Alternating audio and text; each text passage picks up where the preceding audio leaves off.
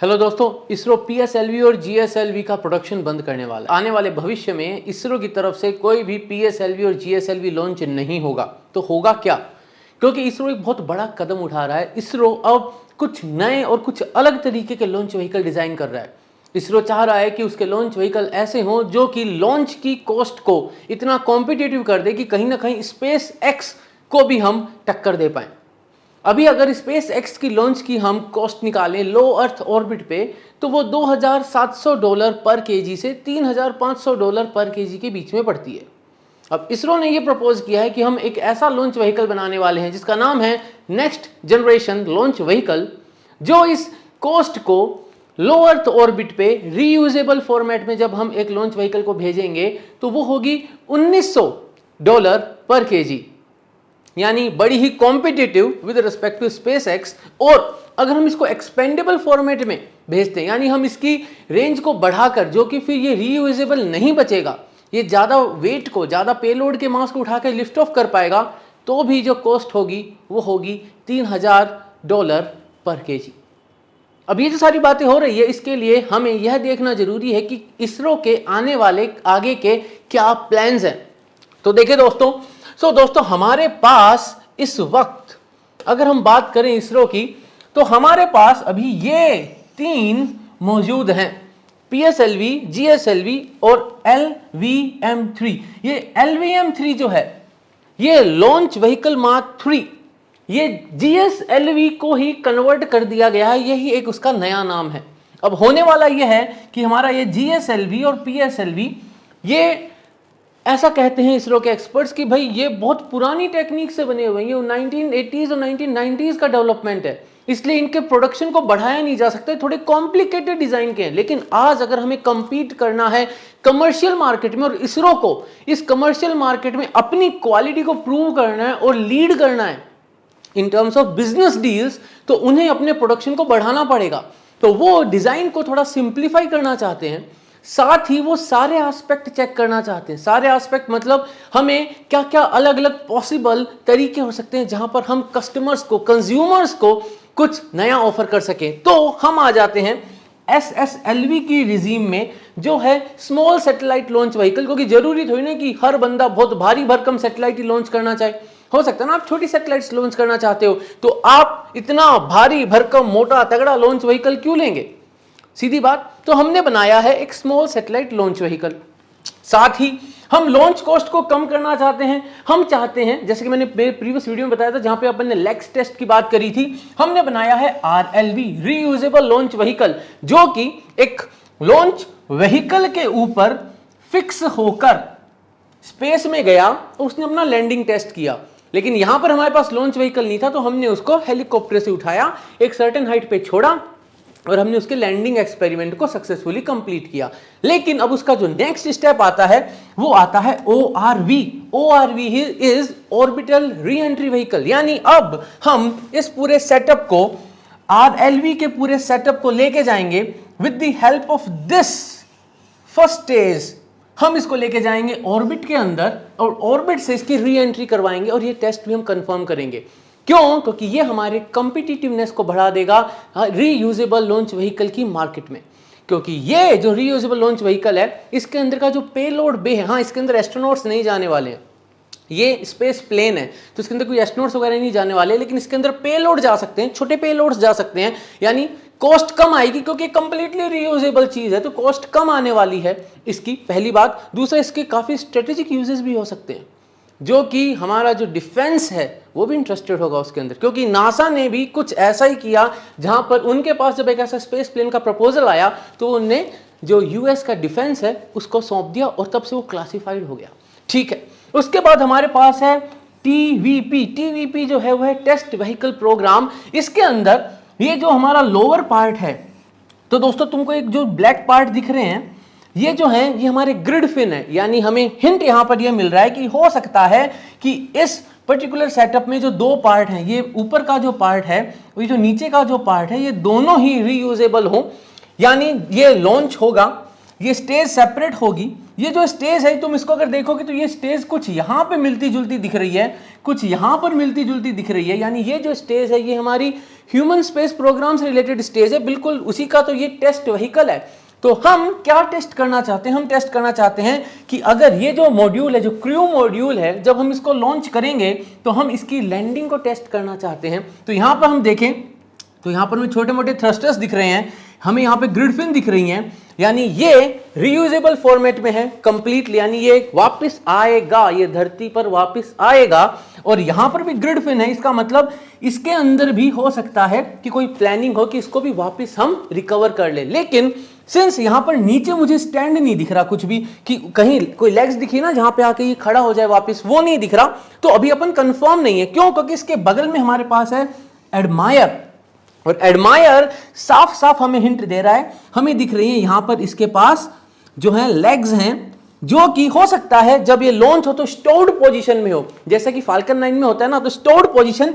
तो यहां पर ये देखो, जब भी तुम्हें ऐसा कोई स्ट्रक्चर दिखे लॉन्च व्हीकल में तो तुम ये कह सकते हो कि यानी ये स्ट्रक्चर हमें हिंट दे रहा है कि ये वापस आकर लैंड करेगा, जैसे हमारे स्पेस एक्स के लॉन्च व्हीकल की जो फर्स्ट स्टेज है वो आके लैंड कर जाती है, वैसे ये लैंड करेगा, हमें वो दिख रही है। लेकिन हमें यहां पर ग्रिड फिन्स नहीं दिख रही जैसे इसमें दिख रही हैं। तो हो सकता है डिजाइन में कोई चेंजेस आ रहे हो, और they might be doing some changes in the design. और साथ ही यहां पर जो कोल्ड थ्रस्टर्स होते हैं थोड़े छोटे छोटे, अगर तुम देखोगे तो जो स्पेस एक्स के लॉन्च व्हीकल वापस आते हैं तो उनके पास ग्रिड फिन्स होती है जो ऐसे मूव कर रही होती हैं, साथ ही उनके छोटे छोटे ओपनिंग्स होती हैं बगल में, जो लॉन्च व्हीकल का टॉप होता है उसके पास, जहां से तुमको कुछ स्मोक धुआं सा निकलता दिखेगा, जिनको कोल्ड थ्रस्टर्स कहते हैं। वो भी बैलेंसिंग में काफी बड़ा रोल प्ले करते हैं। तो अभी वो कुछ यहां पे नहीं दिख रहा है, ग्रिड फिन्स नहीं दिख रही है, लेकिन हो सकता है ना डिजाइन तो इवॉल्व होगी धीरे धीरे। बट यहां पर इंटेंट बड़ा क्लियर है इसरो का कि they want to go from PSLV GSLV to directly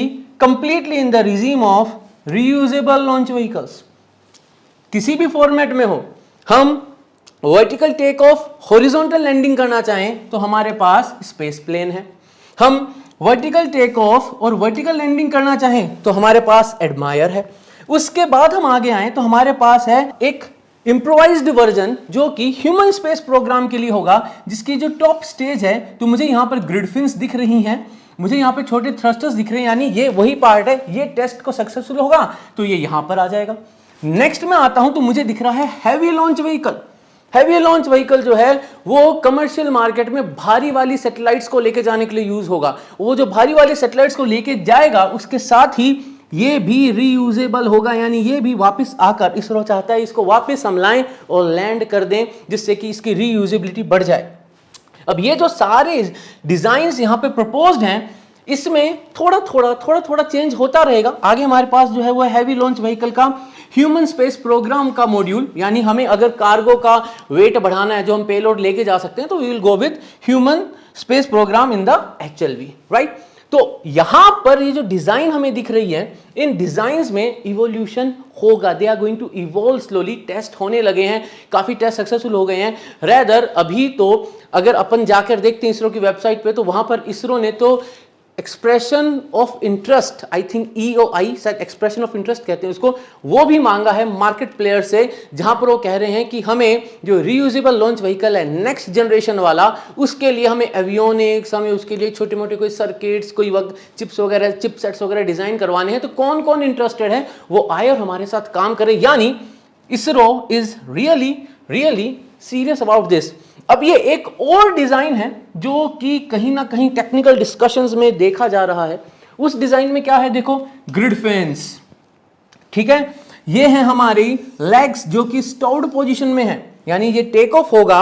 और ये जो पार्ट हमें दिख रहा है ना, ये जो हमें फिन्स दिख रहे हैं, ये फिन्स जो हैं ये भी थोड़े एडजस्टेबल होते हैं, क्योंकि they play a very crucial role जब वो वापस आके इस लॉन्च व्हीकल को खड़ा होना होगा, जो पोर्ट होगा उसके ऊपर। तुमने देखा ना स्पेस एक्स का जैसा होता है, एग्जैक्टली वैसा ही ये चाह रहे हैं यहाँ पे करना, राइट। तो इसके अंदर मुझे ग्रिड फिन्स दिख रहे हैं, यानी ये जाएगा और ये जाकर वापस आके लैंड कर जाएगा। और जिस तरीके से दिख रहा है उस तरीके से तो ऐसा लग रहा है कि बस यहां से ये जो पेलोड फेयरिंग है ये खुलेगी, इसके अंदर से पेलोड बाहर जाएगा और ये पूरा सेटअप वापस आ जाएगा। तो अगर ये पूरा सेटअप वापस आ गया तो फिर जो कॉस्ट है वो तो हर हाल में बहुत कम हो जानी है, क्यों? क्योंकि जैसे मैंने मेरे पिछले वीडियो में भी बोला था कि जो एक्सपेंसिव इलेक्ट्रॉनिक्स है वो अपर स्टेजेस में होती है, और अगर वो अपर स्टेजेस हम वापस नीचे ला पाते हैं तो हम कॉस्ट को काफी कम कर सकते हैं। लेकिन ये तो अभी इसकी तो टेस्टिंग होगी, अभी इसके लैंडिंग के प्रोसीजर्स होंगे, ये सारा जो स्ट्रक्चरल डिजाइन है इसकी इंटीग्रिटी चेक होगी।